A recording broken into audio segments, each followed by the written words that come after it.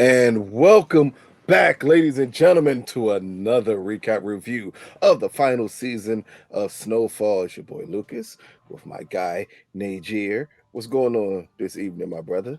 And welcome back, Lucas, from Harlem or wherever you just went.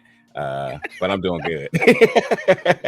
Yeah, I went down there to find some Ducci, and amazingly, I don't think it exists anymore. At least by the name, it definitely doesn't anymore. But boy, you can find a lot of what Franklin moves down there if you want to. But but we are here to bring you episode 5 of season 6 of Snowfall. This one is called Ebony and Ivory. And no, it's not Michael Jackson and Paul McCartney, but this is pertaining to, I'm assuming, Franklin and Teddy. That's the only Ebony and Ivory I know of that can possibly be existing in this show. Yeah. Am I okay? Yeah. I can still hear myself. I couldn't hear myself. Don't worry about it. Don't worry about it. I'm lunching. I'm losing my mind here. But let's start off the episode as we start off the episode with Cassandra and Veronique. Again, I said her name right for a change. Yeah. As they talk about an exit plan if things don't work out with Franklin. Here, first, what do you think about Cassandra's thought process here about how Veronique needs to have this escape plan and her characterization of Franklin here? Yeah, it's interesting because I think that Veronique is very much keen to her mom having no problem with bailing out or being absent or, any of those sorts of different things. So, of course, her mom would address sort of a tactic in order to, as an option in order to get out, and I think Veronique mildly maybe dealing with some abandonment, but maybe not. But either way, she's suspicious of her mom, and not in the typical way of suspicion that the show portrays, but suspicion because she knows what her mom is totally capable of. So her mom having this conversation with her, to me, as the viewer, no surprise. And I also think Veronique, as the character, also thinks no surprise. Like, of course, she's going to think of a way to try to create divide, to try to, in her way, patch their relationship, but create doubt within her relationship she has with Franklin. As we've seen that sort of explored throughout this episode, mildly, about half of it, where Cassandra just is continuously looking for ways to just mend her relationship with her daughter, but again, very selfishly thinking about their relationship and just without thinking about what Veronique and Franklin has. So, like, yeah, to me, I'm just like, yeah, of course she's going to start talking about this. Of course she wasn't. After she realized she can get back in with her daughter to some extent, they're working together, they're mending, and mingling, and all of a sudden now she's like, okay, now act 2, our escape plan out of this, getting her out of this life and us doing this as a tandem going forward. I'm not sure where, but we've seen this story before. But do you think that her characterization of Franklin is off? Because I think that's the most interesting part in this scene. It's not necessarily, to me, it didn't come across as her wanting to separate them two. It came across as her saying, hey, you know how dangerous he is. What happens if he snaps? Yeah. You understand, as she put brilliantly here in this scene when she said, will this even be enough? Meaning, when will Franklin stop? Like, is there an endpoint for Franklin? I mean, Veronique has really struggled over the last 2 seasons of trying to get him out of a life that Franklin constantly goes back to, because that's the only thing he knows. So do you think it was justified that she have this concern that, hey, what happens if he snaps? And this is before we get to the end of the episode, where clearly foreshadowing is a mother in this episode. But what happens if he snaps and he does something completely off the rails? It's a proper assessment for sure, but she doesn't have her 2 own feet to make that call. That's what the issue is. If somebody else had made this, I think Veronique would consider it more. But thinking like with her mom and the baggage that comes with her mom, I don't think Veronique takes it hard. But I don't think Franklin is and has ever been aggressive towards Veronique, but it doesn't mean that it's without the realm of possibility here. He's definitely unhinged, and we know this is the most desperate we've ever seen him because of him being $73 million in the hole, folks. Yes, I'm sorry. Not 7.3, $73 million in the hole. And I think the mom does have legitimate concerns. I think anybody has legitimate concerns. I think anybody that looks around at what Franklin is doing has concerns about anything he's involved with. But I think that if we go back to last season when she was pregnant, we understood that there was a soft, tender spot with each other, with the two of them when it came down to things. And I think Veronique still very, very much has that sort of safe zone for him to just not be so unhinged. And I think he respects her, but I'm not willing to bet that. I'm just kind of with it, but kind of don't know, because all it takes is one time. That's the danger of like physical aggression. All it takes is one time for him to snap, and then that's a wrap. But right now, it looks like she's always constantly been his safe zone, and the one that was able to like really help him really gain like level-headedness when all this is going down. But I think the mom has proper concern. Yeah. And I'll say, when I say concern, I'm not even pertaining to him hitting her. It's him putting her in a situation that your life is going to always be on the line, no matter what. I mean, she signed up for that. She knew what it was. I think that's the biggest fit. But remember, though, she's been trying to tell him from the beginning, you need to stop being in this business. And I think that's the glimmer of hope she's had, that she could get him out of it. Not understanding that maybe, like her mother said, maybe it may be time to cut tail and leave, because maybe he'll never get out this game. Yeah. But next up, speaking of people getting out the game, or people who need to get out the game, next up we have Kane and Franklin talk. And this is again pertaining to the hit that was attempted on Kane last episode, who amazingly he's come to the conclusion is done by Jerome and Louie. I'm gonna let the audience just come up with how he would come to that conclusion, and then not be his guy being double crossed and him wanting him dead. But he comes across it as Jerome and Louie. He tells Franklin he wants to kill his uncle, and again, that other word they use for Louie multiple times in this episode by multiple different people here. And he wants Franklin to come up with a plan so he can enact his revenge. What do you think about the power dynamic here between Franklin and Kane? Yeah, I think it's a lot of the last episode as well, too, where they're two bosses. They just go about things a little bit different. And I know they respect one another to some extent. And I believe they think it's a hierarchy in place, but like at the end of the day, they both got their goals and they're going to stop at nothing to get them. Franklin's completely set on getting his money.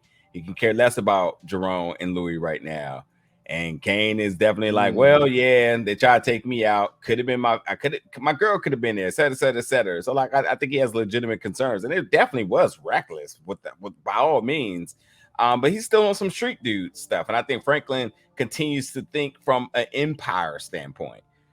So once he gets his money, it's going to be interesting to see where does Franklin now start to come down off this rage, and how does he assess a certain thing. I'm not going to go back to the statements I made a couple of episodes ago, but I do think that like Franklin absolutely is by no means interested in Jerome or Louie being targeted and him having anything to be involved in it. I just literally seen him try to kill them multiple times. I know. But how long do you think it will last of Kane playing Franklin like the little brother here? Because that's what we're seeing more than anything else when their scenes are together, is him giving Franklin orders and instructions. I don't know. Is it hood politics here? I don't know. Like is it all about Franklin's money? Maybe. Do you think it's all about Franklin's, meaning he's only playing this role because he needs his money? Possibly. Really, possibly. It's a good question here, and I'll throw it to the fans. What do you all think about just Kane and Franklin's relationship, and why Kane does continue to try to son him, and what benefit does he get from that? But I think what I think is really true, and as we see with I'm about to call him OG, but with Dion, it is this idea of this. Just because you're a hood dude don't mean all hood dudes act the same. as we see Not at the all. dynamic between Dion and Jerome, where like you say, oh, they're cut from the same cloth. Even Jerome say we're cut from the same cloth. And Dion's like, no, we're not. And I think this is another case of like, oh, we both got street cred. Like we put in time. Like you're a boss, I'm a boss, and we both eating like without a doubt. But also I handle it this way, and I think you kind of lacking on that. So let me put you onto game. This is how I would handle this. Like, and there are and granted, like let's call it what it is. In terms of street code, if you get shot at, you gotta clap back. You and that's what Kane is off of. He's like, listen, like this could have got way worse here. So we looking to bust back. And Franklin's like, cool. I'm looking to get my money. So yeah, exactly. You take care of that. You know what I mean? So it's just interesting. I think like I think there's just different dynamics here. No one's wrong. No one's certainly right, but no one's wrong. There you go. That's the best way to put it. No one's right. But speaking of hood politics and how things play out, the next scene is with Jerome, Louie, and Buckley as they're talking about the failed hit on Kane, and to find out that Franklin not only was there, not only helped pull Kane out, but Franklin bust back to make sure that they got out of that situation. I know there's not much to talk about in this scene, but the biggest thing to talk about here is Jerome's reaction that Franklin was there and that Franklin actually helped Kane escape. Yeah. I don't know. I don't know why. I just don't know. It's almost like I ain't watched the episode. I just don't know at this point what Jerome was thinking and feeling. First of all, I want to say Buckley being alive this long is a surprise to me. When I saw like this whole meeting with the three, and I was like, I can't even believe he's still even involved in the operation, especially how much of a hothead Jerome has been, considering what Buckley pulled last season and trying to like push up on Louie a little bit. And Louie's like, well, I'm gonna get him under my finger, under control. But after he lost his power, it's kind of just like, yeah, he got his ears to the streets, but like y'all got him at table meetings now. Like that's still got those connects. Yeah, he was still able to get them black diamond when they needed to. In Dallas, like he's a dirty cop who still has cop connections. Yeah, I think that's why they still use him here. Yeah, but again, the most interesting part is it's Jerome here and his reaction to everything. We know Louis' reaction is kill Franklin. Yeah, fuck him. But Jerome's reaction is partially proud that Franklin shot his way out of that. Yeah, because that's what it was coming across as.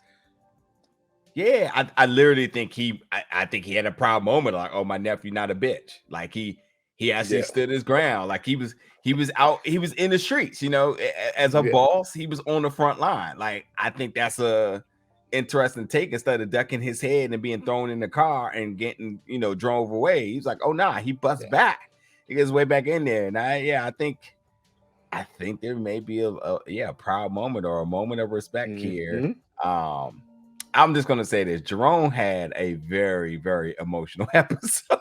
Yes, he did.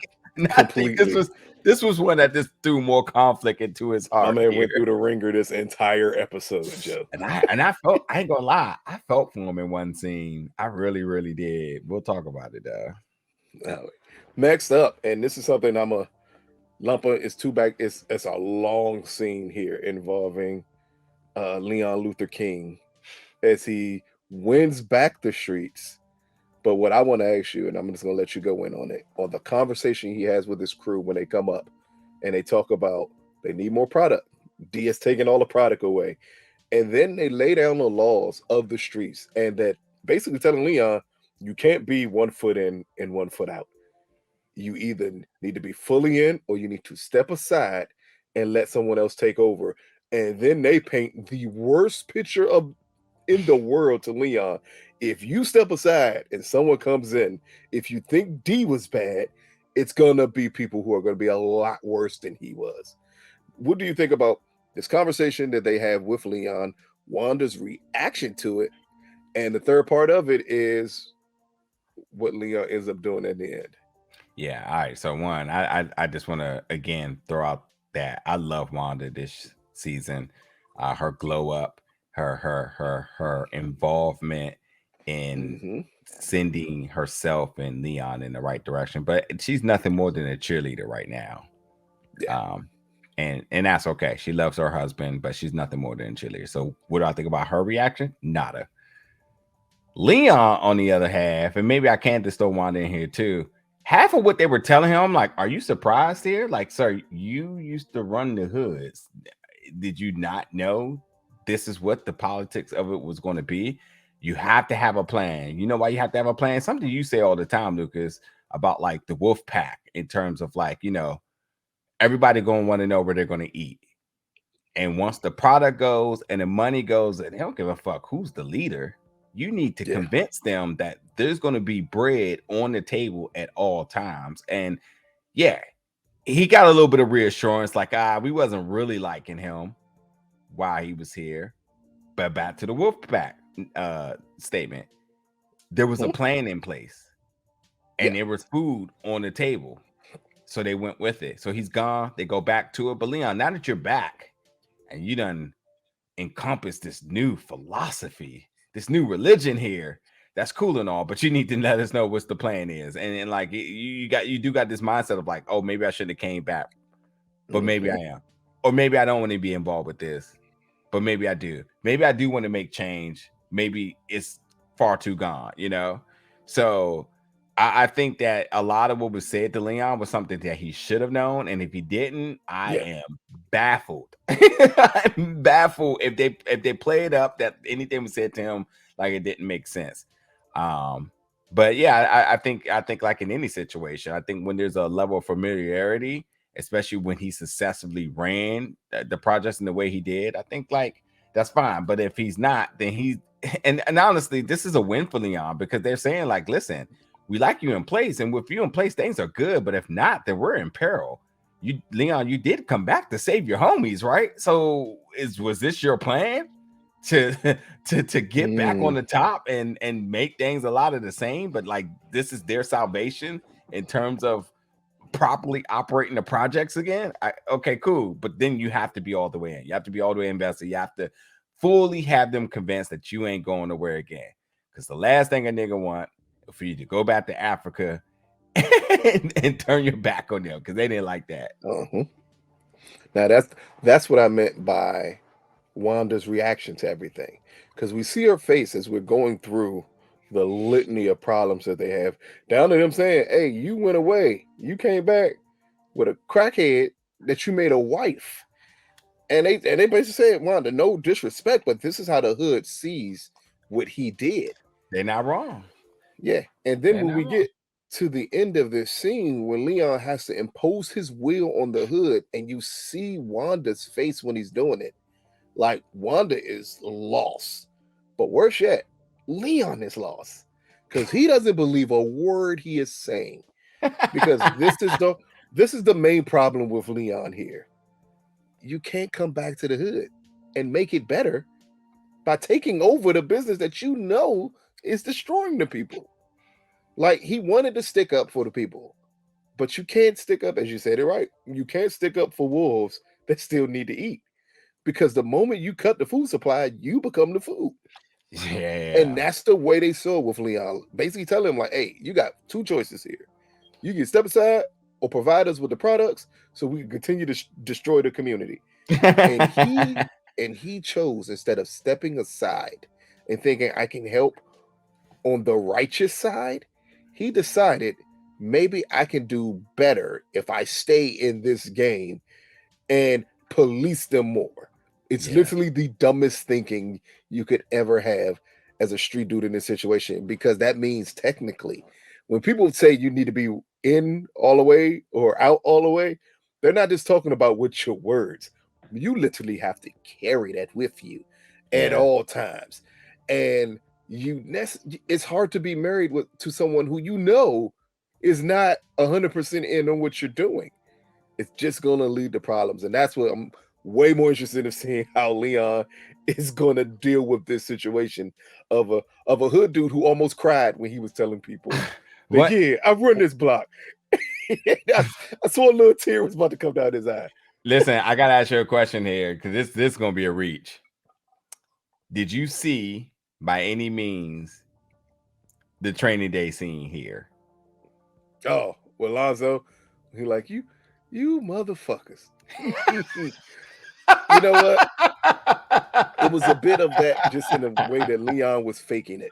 Like Yeah, Lonzo at that moment, exactly. yeah, Lonzo at that moment knew I'm not meaning any of this. And most likely I'm gonna die. And Leon is like, I don't mean any of this. Not that he's gonna die, but he knows technically his soul is dying. He's going back to Or something that he was warned when he was in the motherland would happen.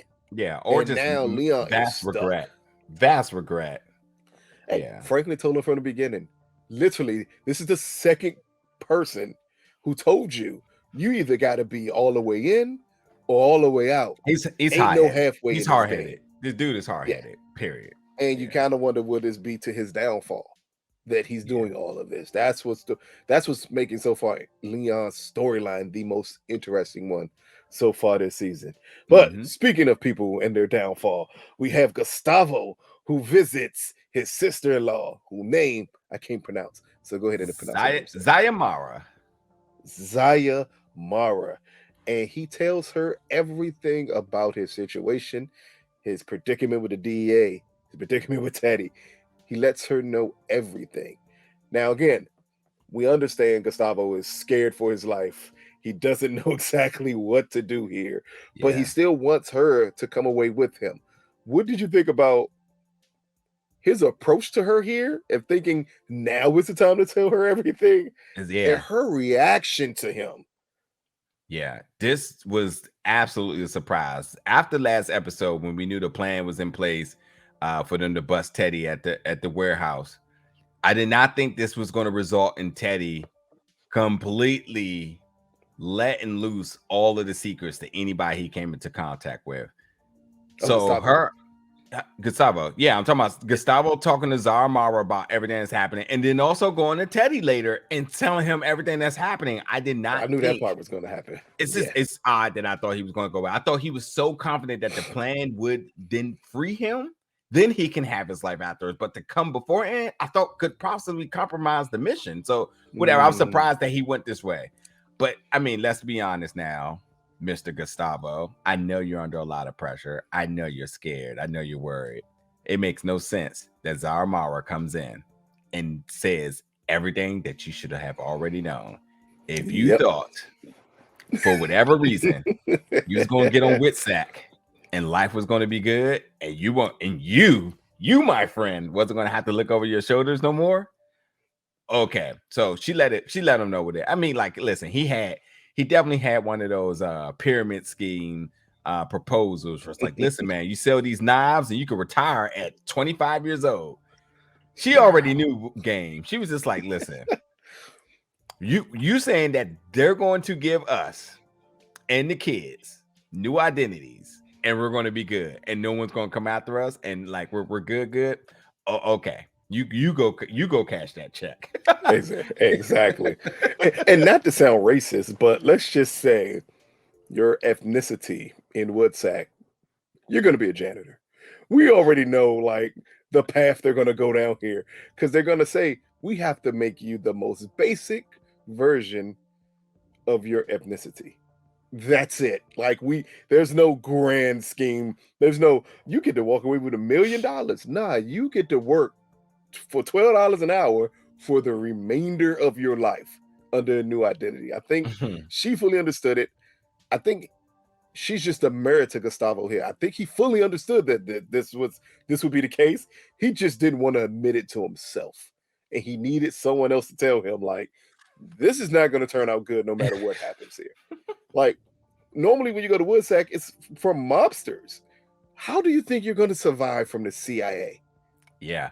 Like, so you're in a mix that's going to cross the CIA, and you're also involved with the DEA, and you are also of interest of the KGB. But it's okay. The government's going to protect you. So go ahead and take this severance package here. Exactly. The only way he's surviving in Woodsack, and I mean the only way, is if Arnold Schwarzenegger from The Eraser comes and saves him like he saved Vanessa Williams. That's the only way he's surviving. Other than Yeah, that, he will be dead the day after he get a wood sack. absolutely. But speaking of Gustavo and his problems and dilemmas, we get the next up is with Teddy talking to Steven about Gustavo and about this KGB agent that he saw him with at a bar. And this is where we get Teddy, who his highly paranoid self takes it to 10 and says, we need to surveillance everything humanly possible and look out for everyone humanly possible. Yeah. Only thing I'm asking you about this scene, because it's the only thing to me of real importance here, is are you surprised Teddy still didn't put together that maybe Gustavo was snitching to someone already? Because he said Gustavo's been acting weird for a month. Yeah. But then he automatically put it on Ruben and not put it on maybe, let me look into everything that's happened with Gustavo. I think there's a,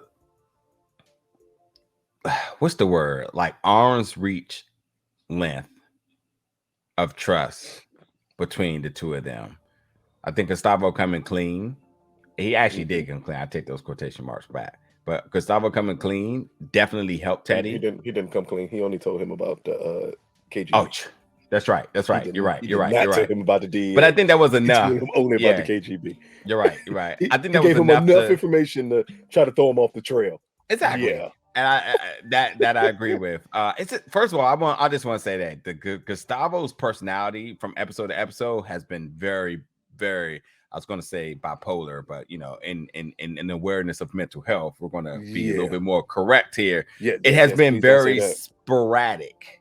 There you go. That's because he's been paranoid, then he's been kind of confident. In one episode, he's a killer. Then like it's a lot, you know, with it.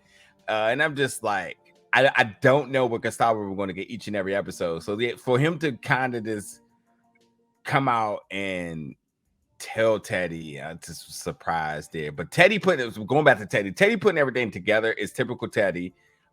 Typically overkill with Teddy, just like last season where they took Franklin off the drop location because everything was messed up. He just went 0 to 100, you know. I think the only surprise here, there was something that was a surprise to me here. In the conversation between Steven and Teddy? Yeah, there was a surprise. The only other thing that I had a question of is Steven has been very distrustful of Gustavo. I'm more surprised he's not looking into Gustavo more to get more information out of this situation. Well, I'll say this. Teddy has not technically became reinstated into the CIA. So Steven can always look. I mean, Steven's doing work without actually doing work because Teddy's doing the work for him because Teddy's dispensable to him right now. So he's just kind of looking like technically part of the agency. Exactly. And listen, he's not saying much because he doesn't need to. He's just kind of like, okay, I'll go back and brief them. Yeah, I'll go back and brief them. No problem. Interesting. CIA, reverse CIA. We got a CIA contractor who is in partnership with somebody who's being surveillanced by the KGB. He's asking the right questions, but he's also not over communicating about things. So, he's leaving just enough wiggle room to get out of the situation if everything goes bad. And it's perfect if you are working with Teddy because Teddy talks a lot and he goes overboard about everything. So why? When Teddy's just gonna just spill it all out for you here. So there you go. That's all you gotta do is wait and see. That's a good approach with Teddy here. But next up, is this the scene where they talk about Ruben, or is that another scene? No. Next, that's the following scene. Next up is a scene between Franklin and Sissy. This is him coming to her at the shelter, worried about her safety. Only question I have here, because I was highly confused a little bit, and blame it on me. Was the concern Jerome and Louie or the CIA? I was confused because we're coming off of the scene with him talking to Kane, and Kane clearly was shot up by Jerome and Louie. Who's he concerned about the protection of Sissy here? I'm completely confused. Who's he trying to protect her from? I got nothing, and I don't think Franklin got nothing. I think he just was paranoid. Not paranoid. I don't know what it was, but I'm like, Sorry, maybe you miss your mom. You're looking for an excuse to go see her, but like, you know, if there's one person off limits, it's going to be Sissy. Jerome's not having that. That's why it made no sense to me. Yeah, Jerome in no way, shape, form, or fashion is ever going to harm. She hasn't even been targeted, but the time what was she targeted when they were all at brunch together? Nope. Mm-mm. Yeah, well, not by them. Yeah. Like I mean, no. They were all together, but I was going to say I don't think Sissy has been targeted ever. But maybe that one time, I think it was that last season when they was at brunch. Yeah, but that had to do way more with Franklin than anything else. 1,000%. And they thought getting her to be the way to get to him. Mm-hmm. But here the more interesting part is we really haven't seen any extended scenes between them two since the time jump. Yeah. But with the time jump, we kind of see the separation between them two here a little bit. Of Sissy not only not caring, her just saying if they're gonna come, they're gonna come. It is what it is. Yeah. And Franklin not knowing how to respond to that. It's almost like the closeness that they once had is kind of gone. And she's going way more down the road of Alton here than anything else. Yeah. I think that's going to be very interesting to how that plays out. But here's the scene you've been waiting about, my brother. And this is the Gustavo as he tells Teddy everything as it only pertains to the KGB and nothing else here. Now, I know you was waiting to talk about it. What else did you want to throw into this scene with these two here? I think Teddy needed this for his own consciousness. And there was definitely a sigh of relief for him doing it. And I also think Teddy was kind of relieved, like, okay, good, because I didn't want to have to put all that together. As they, and that's what I was going to say before, as they were trying to figure out, well, how long could the KGB have been involved? And they talk about Avi and whatnot. So, like, there was definitely a big, like, question mark from the CIA dudes in terms of saying, where did they get instated here? And then with Gustavo bringing that information, it's like, okay, that does connect the dots here. Yeah, he's been a little bit off here. But I think this does make sense. And and listen, as much as he's saying Gustavo's been off, Teddy's kind of been off a little bit too. So you know, when Parisa was like in limbo and whatnot. So it could be anything here. But I mean, he'll figure it out. We're just gonna jump right because I want to stay with Gustavo here and jump right into his next call, which is straight to the DEA, telling them call it off. The raid, call the raid off. Yeah, all the drugs are gone. All the drugs are moved, and them being confused on everything Gustavo was talking about. Also, when was it brought up that the drugs were going to be moved? It was brought up that we were surveilling stuff more, that we needed to watch out more, but I didn't. Steven and Teddy definitely didn't mention anything about moving drugs. Yeah, it's definitely a scene off camera where Teddy, after the surveillancing Gustavo that night after the bar, he was like, wait, who's that? Yeah, let me go ahead. And honestly, like, he has to, because, like, you know, one way or another, like, either if it ain't Franklin after you, it's something that seems off about the one person who knows where everything's at. You have to check. It's just like the drop from last season where it's just like, okay, Franklin and Gustavo knows what, switch it all, change it all. We can't have any issues with this anymore. So typical Teddy being a couple of steps ahead. Listen, he's not going to get a lot of credit because in these genres, I think a lot of folks, especially the audience for this genre, we always like to kind of nod towards the Black people in the show. Yeah. You have to give this character Teddy, when you talk about how they wrote this character all these seasons, consistent, strong, intriguing, a vast mystique, a good guy, a bad guy. I think Teddy's one of the best characters that we've seen in this genre in a very long time. And I think, again, for the final season, you can always count on Teddy to make smart moves, no matter what type of face he's shown. The face of desperation, the face of anger, the face of confusion. Teddy has a plan. So it makes perfect sense with a great deal of confidence that Teddy would have knew something's off, move everything, switch the whole plan. This is what protect. And granted, this is a smart move. At the end of the day, if you know nothing about it, like, that was a smart move. He saw a little bit of something off. That, listen, anybody that's ever thought you've been being followed home, you really don't just drive into your driveway, do you? Because no, you're like, wait, this car's been following me since I got. Let me hit the block one time, spin the block one Not, time. not unless you're a white woman in a horror movie. Other than that, there's literally nobody else who's just going to pull up at home and think, safety. Like putting a blanket over your head because the monster's in a room. Yeah, He can't possibly see me under this blanket. Like, yeah, no, that never happens. But yeah, next up, I'm gonna lump all of this together is besides their final scene. So yeah. you'll know exactly what I'm talking about here. And that's Cassandra and Veronique. I am just not Veronique, Vera, like listen, here you go. This is how you're gonna remember it from now on. Mhm. Aloe Veronique. That didn't help at all. Not Aloe even vera, limping here. aloe vera. You know what? You damn sure know what some aloe vera is, my brother. I know what aloe vera is. Okay, I'm black. Of There you course I go. know. Now But take the aloe out and Veronique. There you go. Boom. every time I do it that way, I'm going to always say it like it's spelt, and I read it. I can't help it here. Okay, but next up is Veronique and Cassandra as they get to a nursing home. Yeah. So what I want to talk about is they're playing with the nursing home to get to Mac, who is Teddy's dad. Colonel McDonald. And all the scenes between him and Cassandra that looks like they're bonding more than anything else about their children. So don't talk about the final scene because we're clearly saving that for the end. But what did you think about the scenes between them two in this episode? Okay, first I thought like, all right, this is extra long and taking a lot of screen time for no reason. Mhm. We know y'all got a plan, get it over with, cut some of this shit off Yeah. and go. Until we realize what's really important here. One, Veronique already knew what's up with her mom.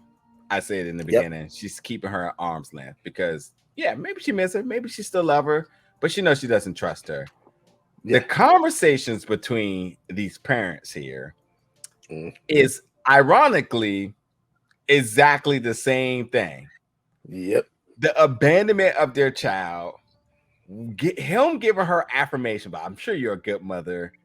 All these different things that are being said to one another can apply to the both of them. And Veronique's listening like cat, like all these things that you're saying, like you're talking a lot like you've been there for me. Yep. So it's odd how some of these things kind of happen. I mean, this is something that we've seen in different mediums as well in terms of the media we consume. And it is the person that says, I'm going in to do a job just to get work themselves. Like I'm going to interrogate them just to get interrogated. Or like, I'm going to do some recon just to get recon yourself here. Yep. And this is interesting because the master thief is getting played inadvertently because if he had knew he was being played, he emotionally compromised her. He easily can get out of it easily. With no issue he could have gotten out of it if he knew it was actually danger. So but I think at one point I think it started that way, and then everything changed when she realized she was looking at a mirror of herself. I think that's when it changed. And then it became a true, honest conversation from two parents trying to find an understanding to their actions what led to the separation of their children.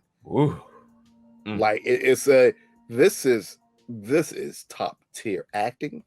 This is amazing writing. And I know it's going to throw people off. Most people may have never seen this movie, but then this is my critic hat comes on a lot here. When I saw these scenes between them two, I thought of a film called Sunset Limited with Samuel Jackson and Tommy Lee Jones, where it's just them two in a room, and it's just having life-affirming conversations with each other. But it's so tense when they're having these conversations with one another that you feel the emotion every time they speak. You feel every minuscule part of their conversation. That's what I felt here between these two parents. Like, this is one of the best scenes Snowfall has ever put together because it's no action. It's just talking and understanding from two parents. This is a limited. This was a television film on HBO. HBO. Yeah, 90 minutes. And it's just Samuel Jackson and Tommy Lee Jones. It's a pandemic movie before the pandemic happened. Yep. And Interesting. it's amazing for anybody. I know I gave you a hell of a comparison. If you haven't seen that film, watch that film, rewatch this scene, and you'll understand just how powerful this scene is between them two. Yeah, I give you something a little bit more current, shall I say. This reminds me of the pandemic episode of Euphoria with when it's in the diner. Yeah, with Coleman. God, what's this? Coleman Domingo. Coleman Domingo and Zendaya. Yeah, pandemic, obviously. But yeah, when you have good scripts and good actors, you can invoke a lot of emotions, but not even doing much. And I also think that too, beyond this being like a reflection for one another, I think sometimes the audience can connect to it and say, like, well, how can I reevaluate my life and my assumptions? And I think what's really telling about this is them giving us the shot of the bystander or the ear hustler, and Veronique in the car listening, like, and you can tell it's no longer about the plan. She's literally in a lecture class. She's like, okay, let me sit back and grasp what's happening here, because at some point, she's involved. At some point, you're thinking like, I know she's gonna say something about me. And indeed, in fact, you do get to hear some I'm not gonna say true reflections, but you get some reflections here. I think it's 100% true. It's the honesty factor. I think you said it right. Yeah, she let her guard down. 1,000%. Yeah, like you said, at some point it went from the plan to like, oh boy. Yeah, I'm in it now. It's like when you go to therapy, it's just like, yeah, I'm gonna be good. I'm gonna get through this, and that's you at the end of that joint, it's like, damn. It's like when you hear people who do real reality television, not the scripted Mona Scott shows, when they say eventually it feels. When they say eventually, if you keep on rolling the cameras, people will forget that they're actually cameras rolling, and they will start getting completely honest with one another. And I think this is her completely forgetting her daughter was listening, and her letting all these emotions out, which I think this scene leads heavily into Veronique's response in the final scene, but we'll get there when we get there. But next up, and hold on, I just want to say, hopefully by next episode we pick up with them being dismissed out of the room to seeing what that conversation is going to be like here, because that's what we'll talk about it when we get there, because that's going to correlate to what I said at the beginning. But next up, we get D as he approaches Jerome and Louie about freezing Leon out, and that he's going to eventually take back over the hood. And Louie telling him, this is business. We're going to sell to whoever's buying. And then after he calls her the B word for the up team's time, people constantly disrespecting Louie, we get a poignant conversation between him and Jerome about what it takes to run the streets, what it takes in this business. What I'm going to ask you is, because I want to cover all of Jerome here, because this is when he first becomes emotionally compromised in this episode. And then it spirals out of control with him. What did you think about D even approaching him about this? And then the conversation between him and Jerome? And then from Jerome to the car shop to Jerome first from him leaving when Louie said you can't be on your own like this, him going to the car shop, and then him just sitting alone by himself. What did you just think about the beginning conversation and then the rest of the arc we got from Jerome in this episode? So I talked a lot in this recap review, so I'm gonna give it to you, but I will say this was the beginning of the soul searching. After he sort of got emotionally compromised, and I think a lot of folks, and I think this has been very true to Jerome within the last 2 seasons, especially, just him wanting a place of safety, and that's an emotional thing here. And I think with Louie and the marriage was a solidification of that.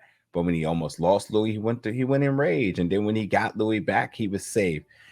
And then the family blew up, And then, he Sissy kind of in the middle of things, so there's no really safety there. And then with everything that's happening, with his emotions being in the forefront here, and Louis is all about the business, I think he feels very lost. And this is why he went out. And when he talked to D, he's like, man, we cut from the same cloth, man. We both OGs. And I think he was right to an extent, where he's just like, this is how we do things, like we don't adapt, essentially, paraphrasing. But then Dion's like, nah, maybe you don't adapt, but I do. When times change, I'm changing with them. Which, listen, old OGs and old heads don't say that. So shout out to Dion for being a millennial. But the typical OG and Jerome, he was saying all but what we know, complacency. This is how we do it. This is how we always going to do it. So he says, fine, Dion not fucking with me. Let me go back to my homeboy. My homeboy don't even want to be around me no more.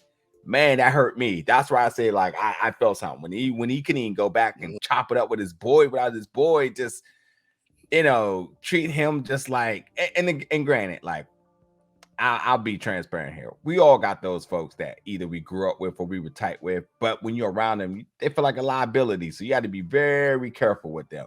And for us, because we're not selling drugs or anything, for us, it's like, what do they want? Like, I know you can take a look and see that I'm doing okay. I'm substantial. Yeah.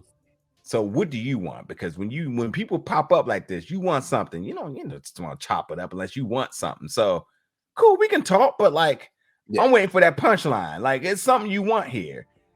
What's odd here is Jerome don't need anything tangible. Him trying to get his car fixed, that's a moment of solidarity of like, man, this is what we used to do, man. Let's just chop up. Hey, you want a beer? Cool. You're like, damn, you only got 2 cars. That's why I had to pay you for your time. Then you want me to leave? Because you know me, I'm a little bit of a hothead, but I'm trying to protect you. Somebody circling the block twice and I peep that and I'm willing to get the strap for you. You like, nah, this ain't a good look for me. You got to go. But that's how we used to roll. So you so much better than me now. So that's what I'm thinking, like, damn, like, that's the way you saw it. Okay, that is interesting.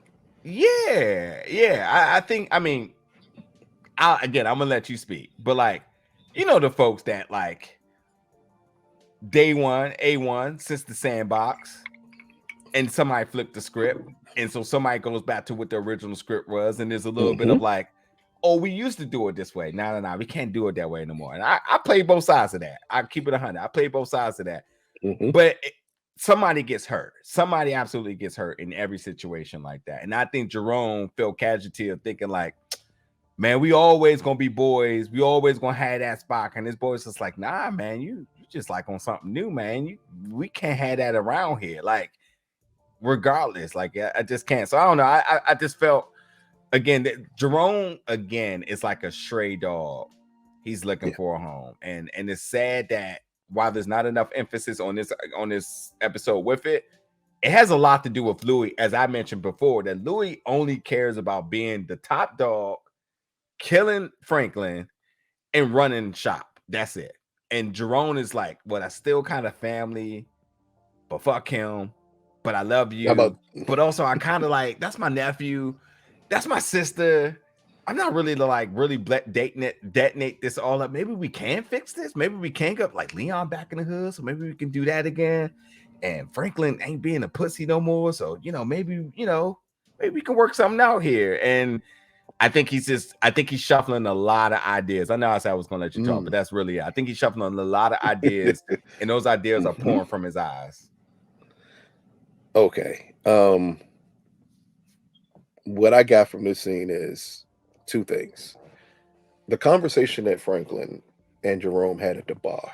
Yeah. To me, is very telling with this scene. When Franklin said, I took you from a dude who was just happy selling dimes and nicks, and then I put you to a bigger position. Basically, I made you to what you became. That means a lot to Franklin, because it's like, I gave you power. But we've always acknowledged that overall kingpin mindset is always just Franklin and Louis. It's not Jerome. The reason it's not Jerome is because he's like the hood OG who's always been around, but never grew too big. Because anyone who's in that game, in this game, in the game of selling drugs or moving narcotics or anything of that nature, you understand if you become too big, you become isolated. You have to be. You have no other choice here. Jerome has been in this entire season searching for a life of normalcy when that is impossible for him to have at this point. Like, you're the man now. You can't go down and talk to the peasants anymore. How many times have we seen, and I'm trying to give analogies that takes it away from drugs because I know how you people are and you're going to try to put two and two together. No. So, how many times have you seen They in shows the comments or right films? now saying, no, you done did this to yourself. How many times in shows have you seen in movies where the king tries to go down and live with the people, the regular people, and he has to completely disguise himself to do so? That's what Jerome is trying to do. Aladdin. That's what Jerome is trying to do here. Jerome is trying to be the boss. He understands his position, but he wants it to be normal again. So he does everything to be normal again. D kind of took away all his illusion that they could be the same. And when D said, no, we're not the same, it's not because D has to adapt. It's because D is not as big as Jerome is. So I can adapt. Jerome is in a position where you can adapt at this point. You have to stay who you are. You have to be this hot head. You have to invoke your will on people. Things that Jerome may have been able to do and never thought about it, but it's a completely difference when you kind of do it once in a while to you having to do it all the time. And because he has to do it all the time, it always separates himself. It's pulling him further away from himself. That whole thing he did with Black Diamond, I think, killed Jerome. Ooh. Because he had to do something that old Jerome would have never done. New Jerome had to do it because I had to invoke my will and my power for you to understand that I am not to be played with. But that's not Jerome. Yeah. Jerome is a street soldier. Soldiers don't tend to have to make the hard, tough decisions.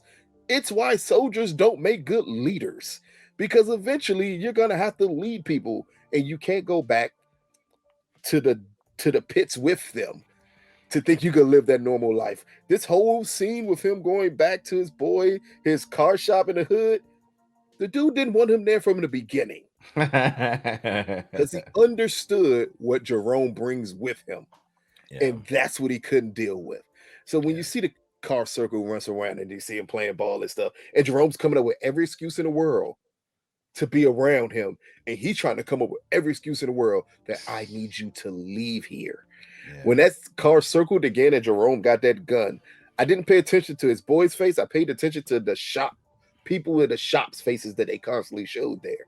And it's because they're like, dude, no, we're civilians. I think that's another element of it that people got to remember. Any dude who's been in the streets will always tell you there's a difference between street people and civilians. You kind of keep that separate as much as humanly possible. Civilians will snitch. Civilians have lives to live. Civilians are fearful of everything humanly possible. A street dude would have looked at what Jerome did and said, you damn right. You grab that chone and you go shoot that car up.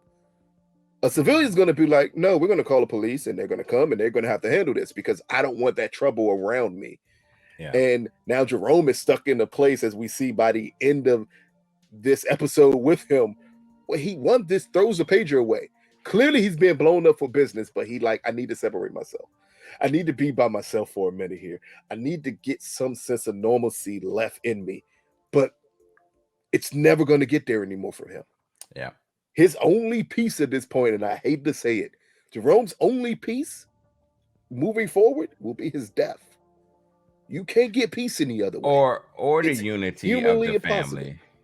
That won't even do it. I think this is why I say that won't do it. I him think and Sissy think alike. Yeah. Him and Sissy think alike. That's where I was going at. The problem is Franklin will never think that way. Because you don't climb to as high as Franklin is to then pull yourself back down again.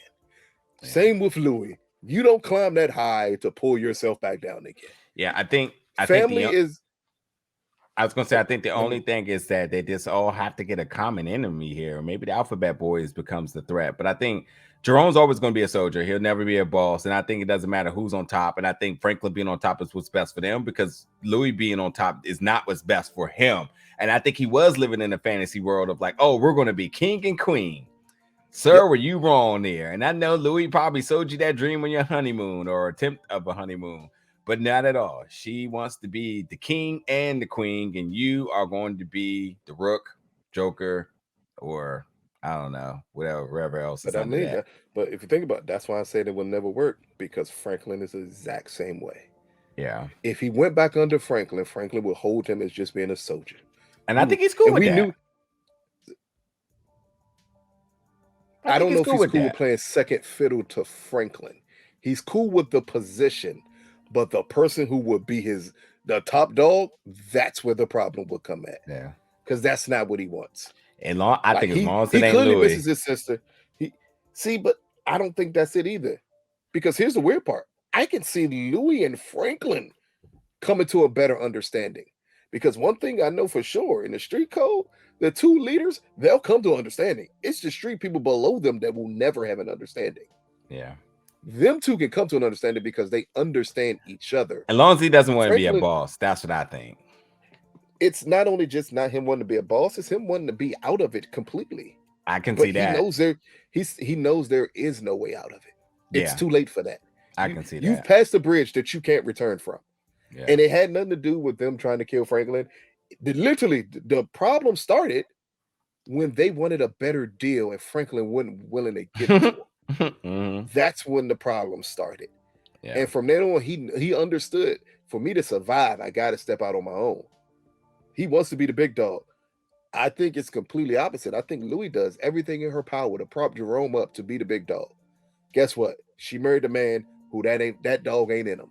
And because that dog ain't in him, she's left in a situation where she's trying to prop him up to be this big bad, and Jerome doesn't want it anymore. Yeah. So to me, how much longer do you last? That's a good question. Mm-hmm. I mean, it's going to be interesting to see how we go from there. Next up, the most important thing to talk about next up is Wanda.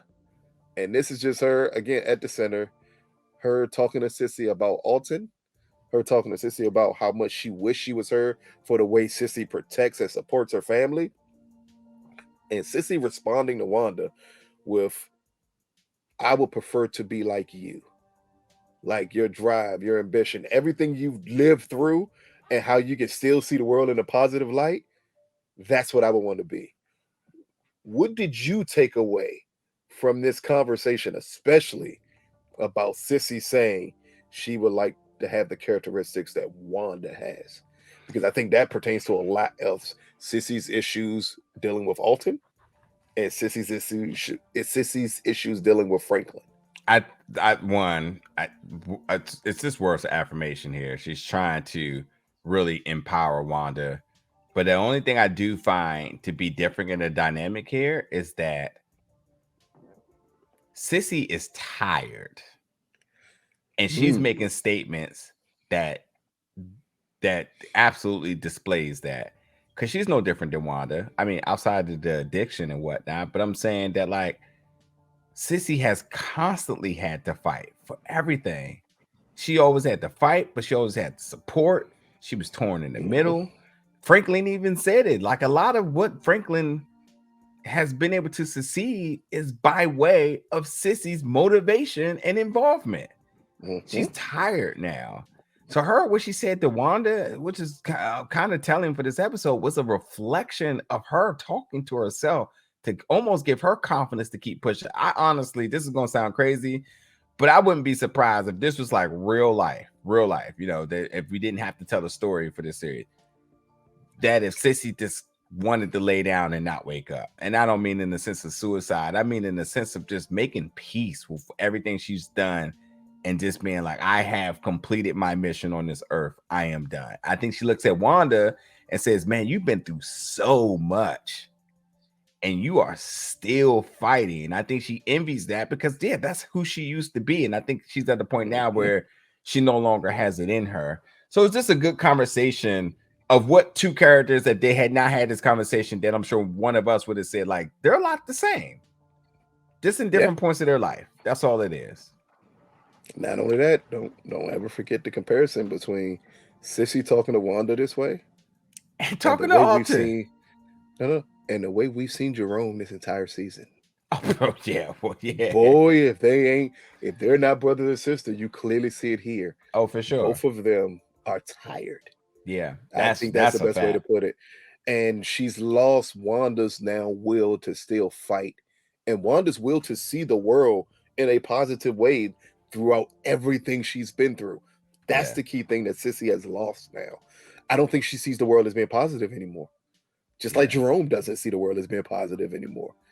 And that's the envy I think she has of Wanda, that Wanda still has that in her, still has that fight in her to push forward when Sissy just looks like, I'm done. Yeah. Which kind of makes me wonder what happened again. That time jump is so important because that completely changed Sissy from what we knew her before it to what we're seeing afterwards. Sissy needs some Hotep blood injected into her and she'll be okay. That's all it is. If only Dr. Umar could show up and let her know, my sister. Granted, I deal with these white women, but you are queen. You could be one of my queens because he has to have multiple wives. And at least 2/3 got to be white. It's mandatory for Dr. Umar at this point. But next up, I don't know what to make of this, and this is Veronique. We understand why she did it. But Veronique picking up Franklin to help finish out the plan. It's as easy. Before you even finish, Franklin's obsessiveness of needing to know that things are going the way that they are so that he can ensure that he gets his money. Intimidation factor too. Oh, okay. I paid way more attention. Who the hell is paging him that many times? Because it even alarmed Veronique. Because she said, that's a lot. And he's like, well, these are all the people trying to reach me until I landed. Because I guess pagers didn't have service on planes. Oh, that's right. Yeah, right. But my thinking is, who is paging Franklin that many times? Gustavo. And for what reason? Do you think it's Gustavo? Gustavo, possibly. We'll throw that out to the audience. I mean, yeah, I'm gonna take a guess. He had like that pager went off Gustavo. Like 8 or 9 times. Gustavo, who do you all think is possibly trying to reach Franklin that bad? Gustavo and Jerome. That's my two guesses. Jerome, because Jerome is lost, and maybe he's like, man, we could make up, nephew, or Gustavo because it's like, hey, so this plan of getting Teddy, it ain't going down the way it was, So and maybe he was going to be Leon, possibly reaching out, or the guy who we've been waiting to show up again. And that's the guy he contacted in the first episode. Peaches? He was trying to dig up all that information. Sorry. Yeah. Something that he possibly needed to know beforehand. Now, I'm pretty sure they Peaches paging him at this point, Joe. Peaches on wilding out right now. He's not thinking about this. Exactly. Not at all thinking about this. Next up, the big thing is the CIA has found Ruben, found where he lays his head at. And Steven sends Teddy inside to get more information on Ruben. I give you credit here, sir, because you kind of brought it up before when we first saw Ruben's relationship and would this possibly serve dividends to the plot. Here, when Teddy finds out that Ruben clearly is gay, I'm going to just go right to the conversation that him and Steven had when they said, a gay KGB agent? That's a very dangerous life to live here. How do you think they're going to use this against Ruben? Because it's very clear they are going to use this against Ruben. Yeah, it doesn't matter. We are in the 80s, people. Yeah. We're in the 80s. So, yes, people did not like homosexuals in the 80s, especially as a KGB agent. That's all it was. That's all it is. And I think if I had to reach for it to be more, I think they would go after his partner for it because, it's not something readily on the table. So that means that, like, he can't get support or aid for anybody because that would then expose him. Yep. And I think the other thing by mentioning that is, I mean, people just didn't like gay people in that era, and that's all I got. Yeah, I think that's all I have for that. Yeah. Hey, look, I'm just waiting to see how they're going to use this information because again, they said it right. Like you're in the KGB and you're gay. Oh, like, I know what I was Russians gonna say. Don't like anybody. Right, and then at that they tried to really marginalize his resources here because beyond that they would say, right, wait, but who could he be answering to, or who else is he involved to? They're really trying to isolate him now. That's what it is, and they're like, okay, well, clearly it's not a senator, as everyone pointed out to me that they said the center, and then told me the center was a nickname for the KGB, and I've never heard the center as a nickname. Me neither. For the KGB. I go with it. But no problem. Yeah, I'm just gonna go with it and say I was wrong about senator. We love y'all. My bad. Yes. But we're gonna close this episode out now with the biggest thing possible, and that is as Franklin arrives to, is this Mac's house? I was real confused here about who house they were in, but I'm assuming this is Mac's house, or Mac's cabin, I should say. Yeah, that they're at here. And Franklin arrives there, and Franklin pages Teddy. And this is right after the reveal of the CIA agent with Ruben, and Teddy picks up the phone because he tells Steven the area code. Steven says, you got family there. Picks up the phone. It's Franklin. I'm going to end it there, and I'm going to let you finish here. Just asking one question here. Do you clearly see now what Cassandra was talking about Franklin? No. I mean, he's unhinged. How is that humanly possible? I mean, because she's saying stuff that we already done seen as he burned dude face last episode. So he's not doing anything we don't know Franklin to be. And I know this is the Franklin everybody has fell in love with throughout the seasons here. But it doesn't apply to Veronique is the thing. I think Cassandra's assessments are very much valid. And again, I wouldn't bet on this, but I have enough, about 70% confidence that, like, understanding that, listen, that's your girl. She's been the one to calm you down numerous times now. Oh, okay. Hold up. Let me interject really quickly here. I think you're thinking about what she was saying as it pertains to him hurting Veronique. Yeah. No. Oh, that's not what she was talking about. Oh, you talking about, like, is it ever enough? Yeah. When she said, is it ever enough? Or are you ever worried about what will him being unhinged in a way and how it will hurt you? It's never about him physically hurting her. Gotcha. Technically, what he did here in this episode, exposing her to that level of violence, put her life she was in complete danger. At this point, she's now Teddy's number one target. 1000%. You're right. It's to kill her in front of Franklin. Yeah, that's what Cassandra was talking about.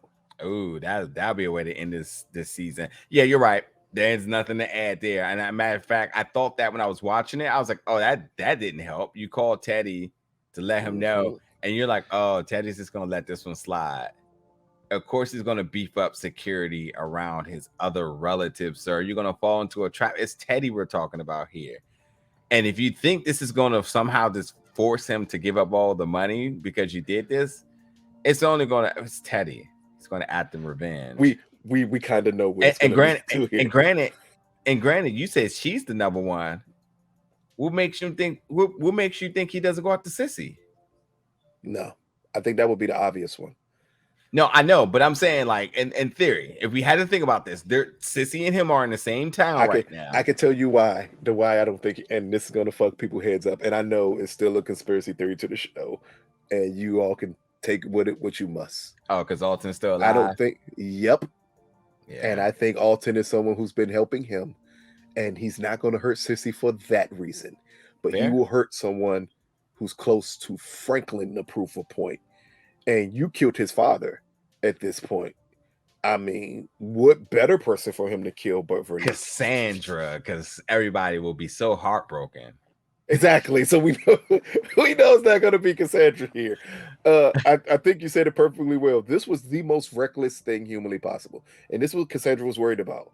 If he does something completely reckless, what is your response going to be? Be You more killed the reckless. like Teddy said it. I don't think this is going to go good for you if you hurt a CIA's operative's father. Granted, Teddy's not in the CIA, but Yeah, Teddy still has bullshit. the resources. Yeah, Still has the resources of the CIA. yeah. So not only that, he has all your money. Like in the end, he could just put a $73 million hit on your head. What are you gonna possibly do here? Like, and at this point, Teddy supplies too many other people. He can undercut you in any way, shape, form, or fashion. Yeah. Like I'm more interested to see, and I did pay attention as you brought it up earlier about Cassandra and Vernique when he told them to get out the room. And Yeah. her face as she looked at Franklin was, my mother was right. I think that whole conversation between her and Mac that she was listening on to gave They her a got a lot different to talk about. perspective of her Yeah. mother. And then when she realized that her mother was possibly actually being honest about being worried, and then you see Franklin do this, Yeah. at this point, it's like you need an escape plan.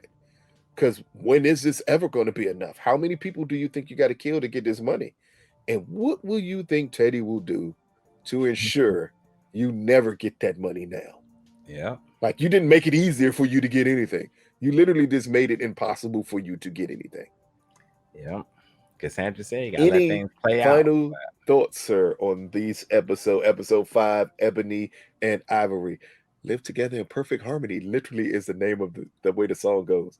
I am very interested to see if that's the play on this. I need the next episode to pick up immediately with the conversation of Cassandra and Veronique, and then Franklin coming in and completely saying to the next location. Just being very divertive Nonchalant. of what happened. Yeah, for them to hold him accountable for like, bro, what did you just do? What did you just do? I'm going to speak for myself and the audience. I know everyone humanly possible is waiting to see what Teddy's response is going to be. Absolutely. Because we understand it's going to be brutal. Yep. And it's going to be brutal against someone Franklin absolutely loves. Because he's going to find a way to completely punish Franklin. Yeah. If not, strip away every business Franklin has to draw you to me. Yep. Well, people, again, thanks for tuning in to another recap review of Snowfall. You can catch this episode right after the episode drops this Wednesday. Again, let us know what you think about the recap. Let us know what you think about Jerome. Is he now going to step away from the life? Let us know what you think about Leon. Is Leon in a predicament that he can't get himself out of, and will it destroy him and Wanda by doing so? And finally, let us know what you think about Franklin's move at the end of this episode. Is this Franklin's white coat at the fight? Is this the beginning of his complete downfall of doing this? And you can check out everything else we got on Big Gold Belt. Subscribe, like, comment, hit the super chat. I can't think of nothing else. Peace, people.